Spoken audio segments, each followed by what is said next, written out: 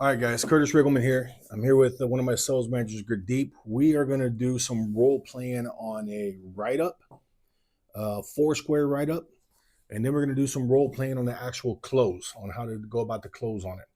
So, to start with the write up here, assuming you've already sat down and got all the information in your CRM, now you have to get up and go get your actual paperwork from the printer, from the desk, wherever you get your paperwork from. You have a 60-second window where this customer's sitting here alone. And if you don't dictate what conversation they're going to be talking about, it's usually not a conversation you want. You come back and find out your customer's either cooled off or they found something else online, something went wrong. So I use this, what we call a credit guideline form. We created this ourselves. This is very simple. Just for example, A credit says 5 or more years the same address, 5 or more years same employer, previous loans paid that is agreed, so forth, so forth. No bankruptcies, no repossessions. We have A, B, C, D credit. The last sentence being the most important one, suggested initial investment, 10% cash or trade equity. What this does, this is a dual purpose. This allows me to put my customer on task when I go get this paperwork. And when I bring it back, it allows me to start right into my write-up by asking them which one they qualify for. And then I just repeat the suggested down payment and start my write-up process. It gives them something in writing, tangible to see. It gives me a place to start without the customers asking, where did you come up with that down payment? I bought my last car with 0 down, etc. It's a nice, easy transition. So I'm going to do, starting from that point, and I'm going to do my write-up, and then I'll go through my write-up with you, and then I'm going to go through the actual close, coming over the top and closing the car deal. Okay, so this is going to be fast speed, and then we'll talk about it afterwards. But when I get up to get this paperwork, I'm going to say, Mr. Customer, you always want to instruct your customer what's going on. Let them know what's taking place so there's no surprises. Okay, I'm going to go grab all of our paperwork so we can get started. Okay, I will have the sales manager write in the selling price at the desk before I bring it back. So that's already filled in. So I'm going to say, Mr. Customer, I'm going to go grab my paperwork. I'll be right back. Do me a favor. Take a look at these credit guidelines, read through these thoroughly, and let me know which one best describes your credit when I get back. I've now put them on task. I know what they're going to be doing while I'm gone. I don't have to worry about coming back to surprises. When I come back, sit down. Okay, Mr. Customer, did you have a chance to look over those credit guidelines? Yes, I did. So, yes, I did. I say, which one best describes your credit? I'm going to get B credit. B credit. Perfect.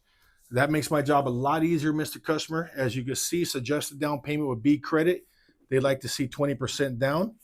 In this case, is roughly about $6,000. Now, as you know, the more you put down, the lower your payment's going to be. I use this hand motion. The more you put down, the lower your payment's going to be. Do you want to work with the 20%, or did you have something else in mind? I was thinking more like 3,000. 3,000. Whatever I get, I'm taking. I'm not doing this. I'm not saying and up to how much more they're expecting that confrontation. I'm going to make this very easy. I'm going to take that 3,000 because that's my first commitment from the customer. I'm going to put number one there first. Based on 3,000, I'm going to give them an estimated payment. The estimated payments I use is I will do $125 per 5,000. If you stay in that range, $25 per 1,000, you'll always be in a safe range where you work a car deal with all types of credit.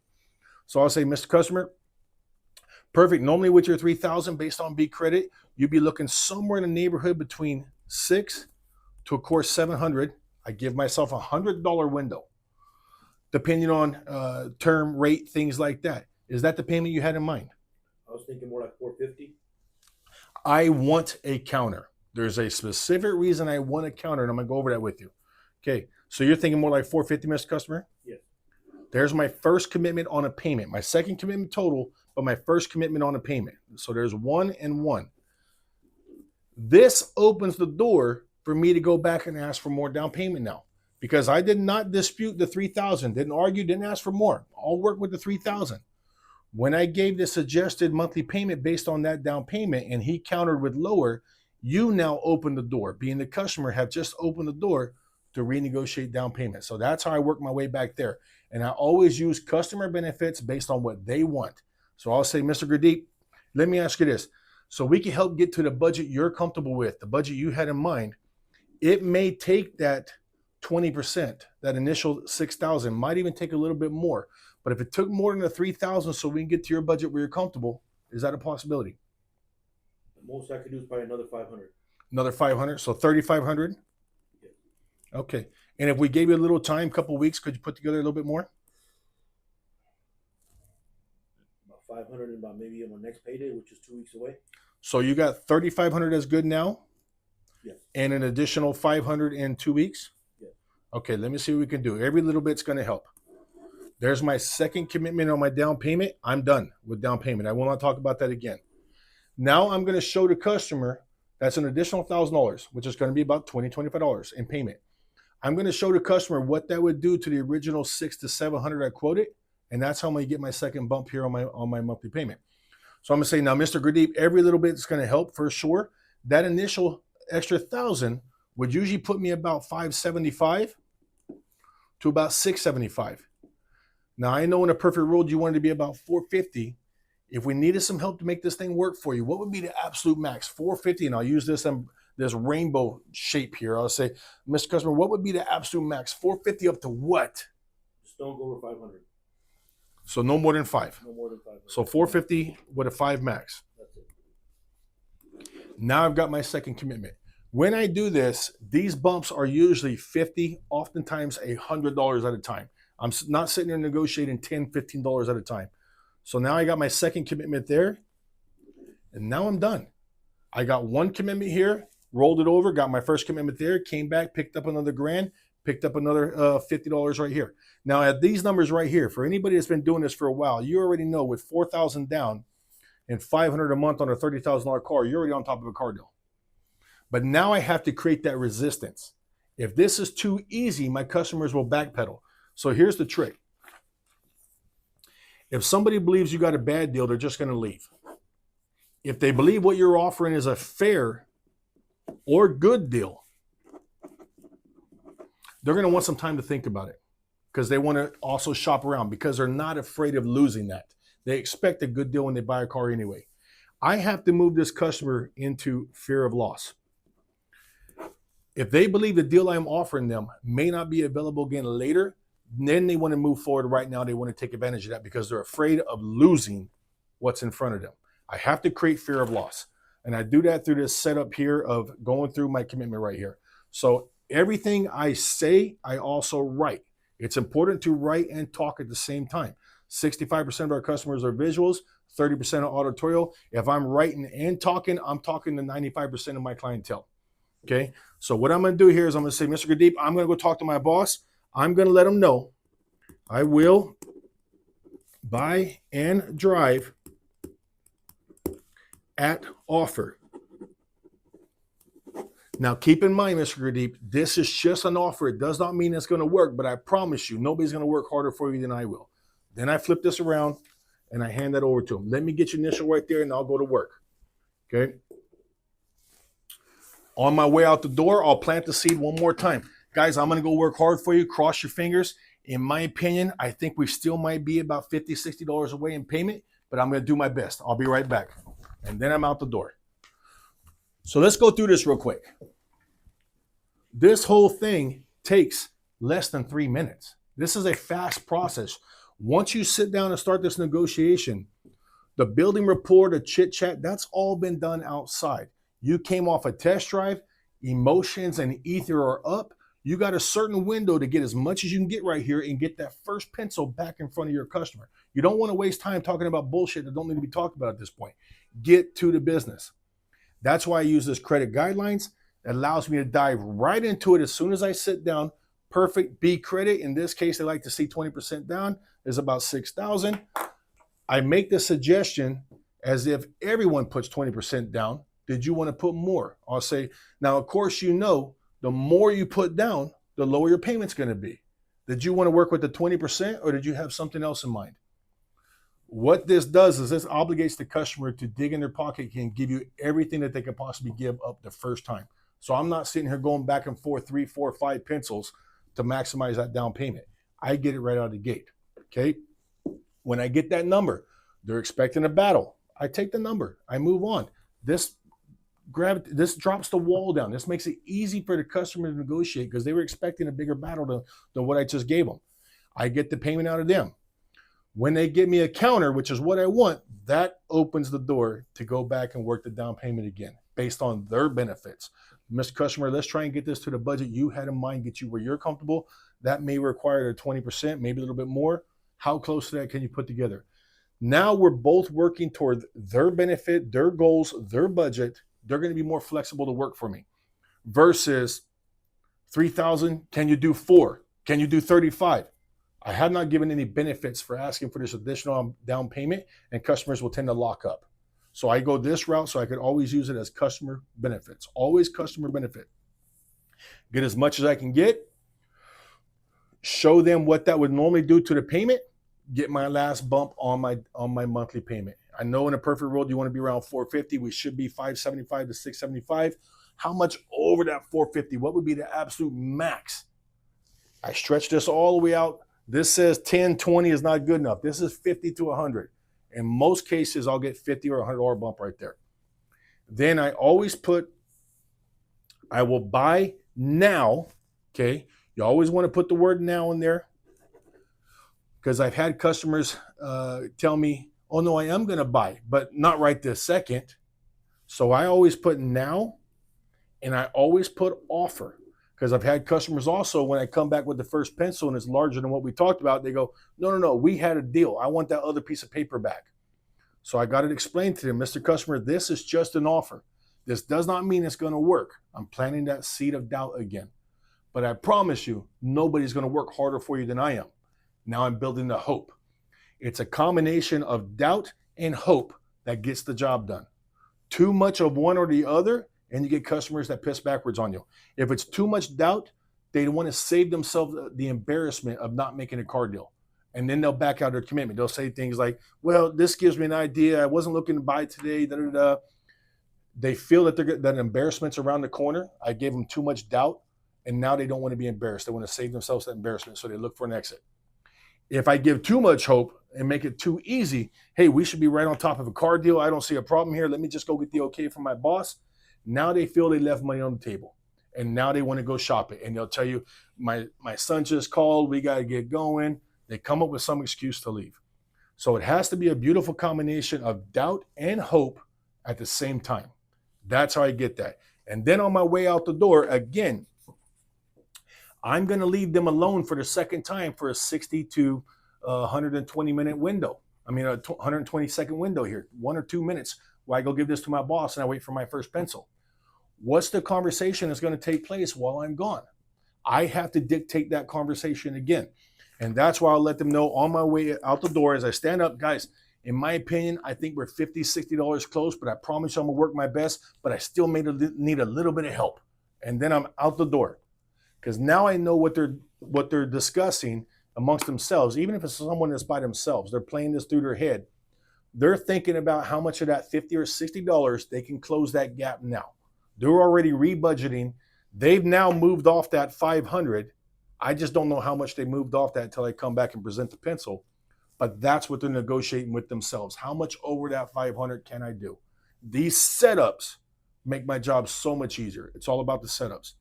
Lastly, before I get off this, when I come and sit down and I go directly into the credit guidelines, hey, did you have a chance to look over that? Which one fits you best? So forth. They give me a B, C, D. I start right into my thing. Again, visuals, auditorials.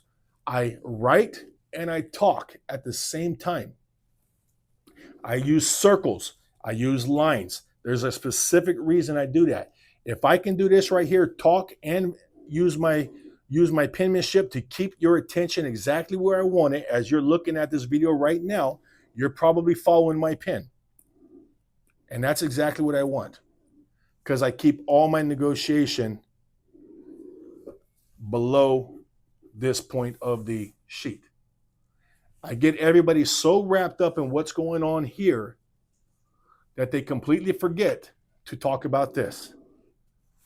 9 out of 10 times, my customers forget there was ever even a selling price right there. Even though I got it in marker, bold, easy to see.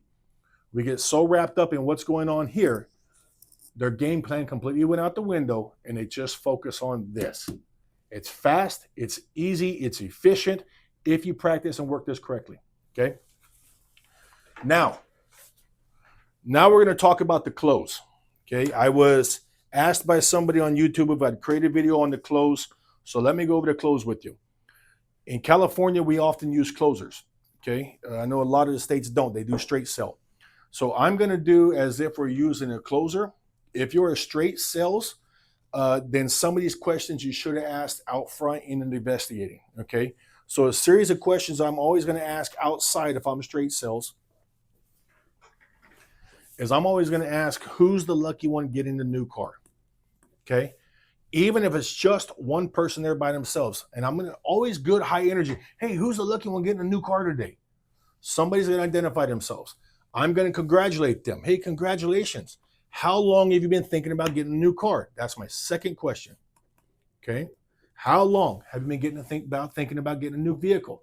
Okay. Once they start explaining that, and outside, this will often come in stories. They start telling you, I've been looking 2-3 weeks.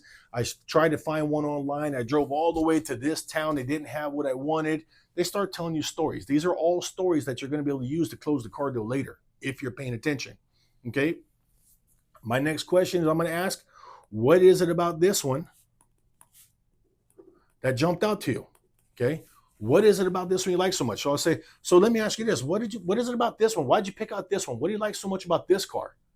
And I get them start talking. Their walls down, their guards down. They start telling me everything they love about this vehicle. And again, this will usually they'll start telling you stories here. They'll say something like, oh, I wanted one of these when they were new, but back in COVID, they had a big markup on it. I couldn't afford it. So I've been searching the internet to find this one. It's the exact color. It's got the moonroof. They tell you all these goodies that you need to know right now. Okay. And the last thing is I want to get some emotion flowing. Okay. And I'll say, so let me ask you this. If this all works out today, where's the first place you plan on taking your car? What's your first trip you got in mind? And I want to get that visual of ownership. They'll start telling me a story about, oh, yes, a lot of people have already got something booked and already pre-planned. Yeah, we got a hotel this weekend down at the coast. We can't wait to take it there. We're going to pick up our granddaughter. We're going to take it to the coast. They start telling you the story. They're mentally taking ownership of this now.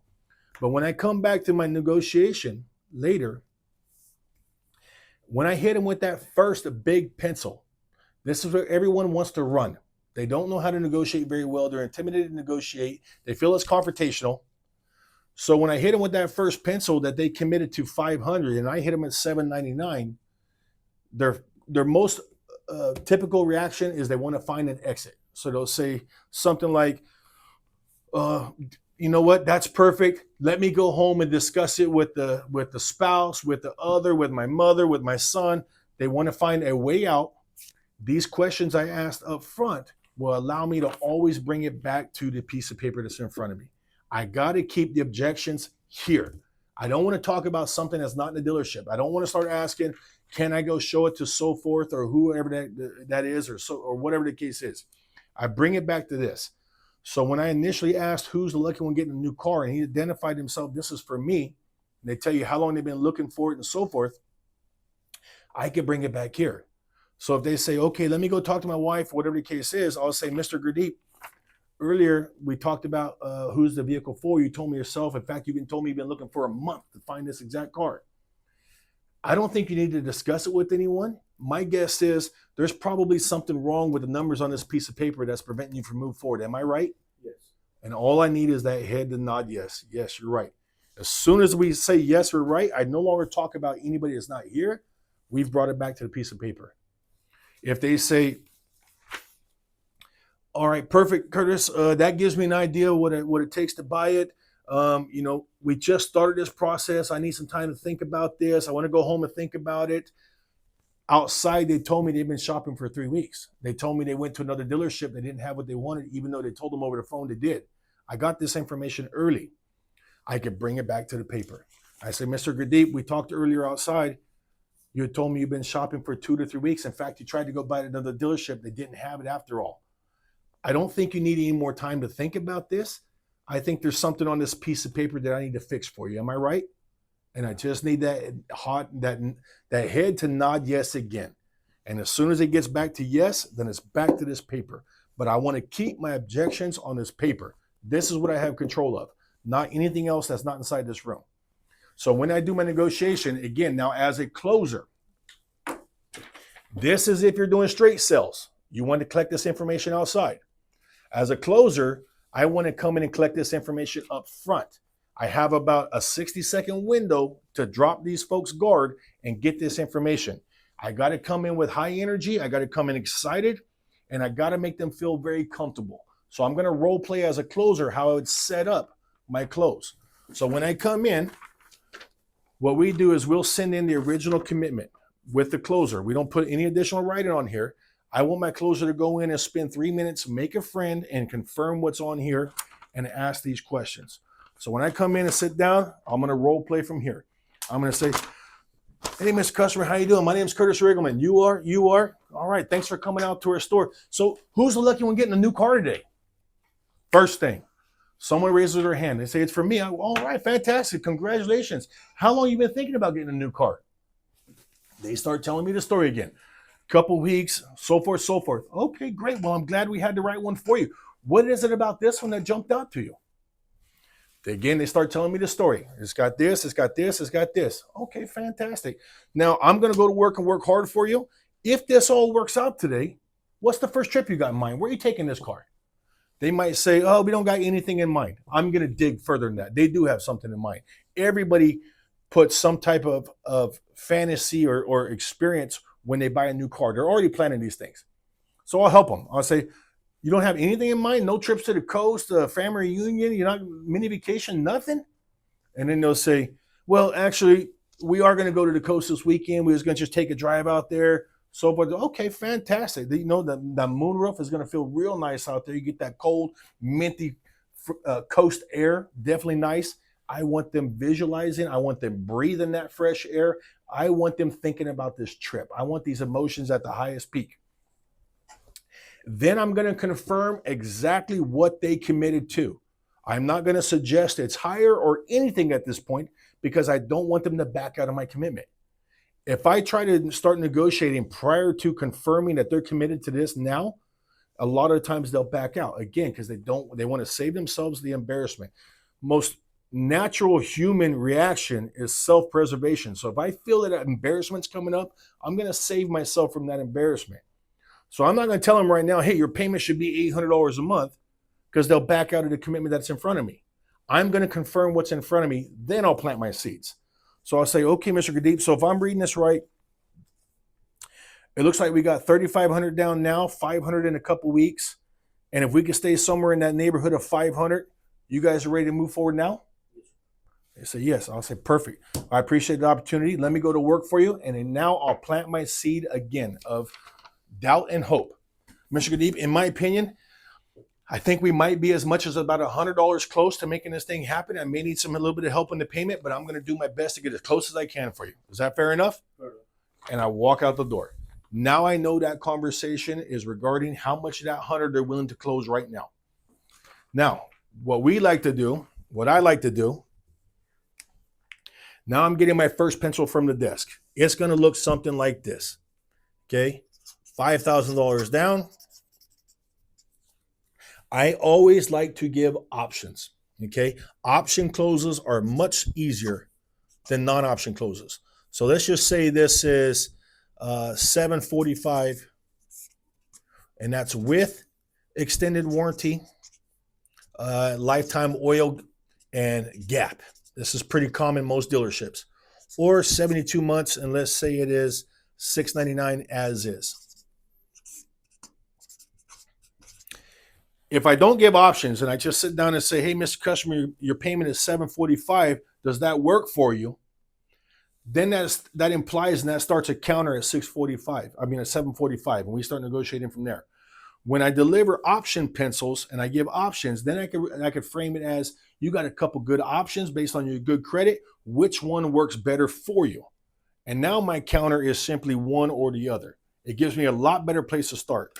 So when I come in, again, their energy is not going to outmatch your energy. You set the tone inside that booth. So when I come in, if I'm scared of this, they're going to feel that vibe. So I have to come in high energy, excited, and I'm going to get their emotions up right away. So when I come in and sit down, it's going to go something like this. I'm going to go, Mr. Gurdeep, take a look at this. We are right on top of a deal. We're so much closer than I thought we were going to be.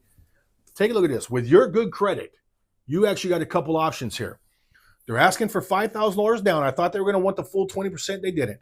So only with $5,000 down, 72 months, $745 gives you a 100,000 mile bumper to bumper warranty. It gives you lifetime oil changes and gap insurance on the vehicle, or just $699 and you can take it as is. Which one of those work better for you? And now I sit back and wait. The negotiation starts. Okay. Again, they're going to want to run because this is uncomfortable for most customers. Okay. So he might say, Curtis, that looks really good.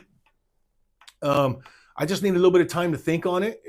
How long is this good for? That's what they'll ask. How long is this deal good for? Can I think about it overnight? Whatever the case is. Again, I got to bring it back to this piece of paper. And then I'll say, well, Mr. Gurdeep, let me ask you this. Just a few minutes ago when I came in and introduced myself, I'd asked you how long you've been thinking about getting a new car. And you had told me you've been shopping for a couple of weeks. In fact, you'd found one in another dealership, but it wasn't what they told you it was. Am I right? Right. Get their head nodding yes. My guess is I don't think you need any more time to make a decision on the vehicle. I think we have found the right vehicle. I think there's something on this piece of paper that doesn't work for you. Am I right? Right. Is it the down payment? Is it the monthly payment? Or is it both? It's both. As long as they say it's on this piece of paper, I can continue negotiating this piece of paper. So that's all I want right now is get off this. I need to think about it. How much time you don't address that. It's not real. Bring it back to this. Okay. So is so it's both the down payment and the monthly payment. Correct. Let me ask you this. They're asking for 5. I know we're at 4. Can you get any closer to that 5,000? I can't, Curtis. I'm pegged out. I got to wait 2 weeks for the other 500. So 4,000 is the total. 4,000. Okay. Max. So I'm going to tell my boss 4,000 is the max we got. Now, here's what happens, Gurdeep. If I remove this 1,000, this would normally go up about $25. This would normally put me about $770 with the extended warranty, gap, and oil changes, or about $725 as is. So payment aside, which one of those look better for you? Do you see value in the warranty, gap, and oil? Payment aside for now. Yes, of course. Okay. Is that if that fit in the budget, is that something you want to work it with, or do you want to rule that out? I got to have the warranty and oil in it for sure. Got it. Okay. So with the warranty and oil, we're at 770 with just 4,000 down. Now I'm going to create doubt and hope again. I don't know if they have to have the 5,000 for bank reasons, or I'm not sure on that. I let them take care of that. But if they can make it work with just the 4,000, keep you at the 770 with everything, would that work for you? If you can give me the $699 with the 4,000 and the warranty and oil, we'll do Got it. Okay. So as long as it's under 700 with the warranty, gap, and oil, then that's something that'll work for you.